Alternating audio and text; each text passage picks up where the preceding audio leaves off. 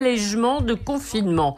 Ceux qui imaginaient en tout cas le 11 mai comme un jour de libération nationale, un retour à la vie d'avant, ont sans doute été déçus. Ils ont même dû recevoir comme une douche froide, voire glacée, cette phrase du Premier ministre: si les indicateurs ne sont pas au rendez-vous, nous ne déconfinerons pas le 11 mai. Décision finale le 7, c'est-à-dire 4 jours avant le jour J. Illustration aussi de la démarche extrêmement prudente. Le nouveau calendrier scolaire avec une décision sur la réouverture des lycées qui ne sera pas prise avant le début du mois de juin. Deuxième illustration, des déplacements encore limités, pas plus de 100 km de son domicile. Oubliez vos week-ends, les plages sont fermées jusqu'en juin. Trop tôt pour envisager ces vacances, tant pis pour nous. Alors on comprend la prudence du gouvernement. Rien ne serait pire qu'une deuxième vague de contamination.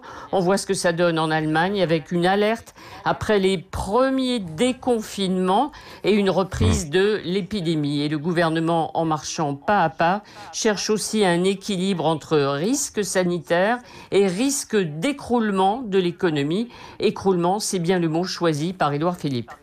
Oui, c'est vrai. À propos de l'Allemagne, d'ailleurs, je précise au passage, nous y serons ce matin dans le Covid-19 à l'étranger, comme chaque matin sur Sud Radio. Nous y serons tout à l'heure pour voir comment ça fonctionne à 10h moins 10. Alors revenons quand même sur cette intervention du Premier ministre, qui n'a pas été tendre avec les élus de l'opposition. L'opposition qui a quand même du mal à se faire entendre. Et on est loin d'une forme d'unité nationale, Arlette.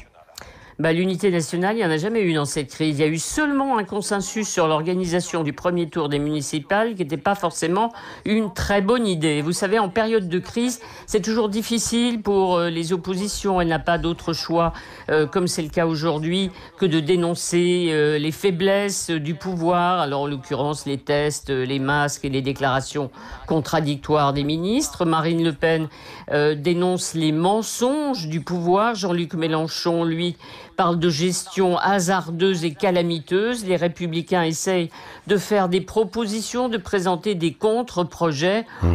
Ça va pas très loin, mais après tout, c'est le jeu et le rôle politique. Vous savez, les risques pour le gouvernement ne sont pas là. Le risque, il est d'abord dans le niveau de confiance ou plutôt de défiance exprimé par les Français à l'égard de ces choix. Et puis, il existe aussi par la diffusion de rumeurs, c'est nouveau, de tensions, voire de divergence entre le président de la République et le Premier ministre. Tout ça nous renvoie à l'après-épidémie. Oui. Et là, politiquement, une chose est certaine, ce sera très rude pour tout le monde.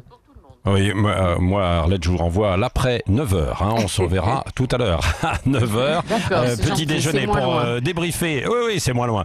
Pour débriefer, on fera un peu café du commerce parce qu'il n'aime pas ça, visiblement, Édouard Philippe. Il a dit ceux qui étaient avant dans les cafés du commerce qui aujourd'hui vont sur les plateaux de télé. Mais heureusement qu'ils existent, Édouard Philippe, les cafés du commerce de temps en temps pour construire et pour débattre des idées, échanger. C'est là que se sont construits bien souvent les révolutions et des grandes avancées. Il a un petit peu oublié ça. On en parlera tout à l'heure à 9h avec vous, Arlette Chabot. Vous, évidemment, au 0826 300 300, Elisabeth Lévy, Christine Bouillot et bien d'autres, évidemment. Et on demandera à Stanislas Guérini à 7h45, député.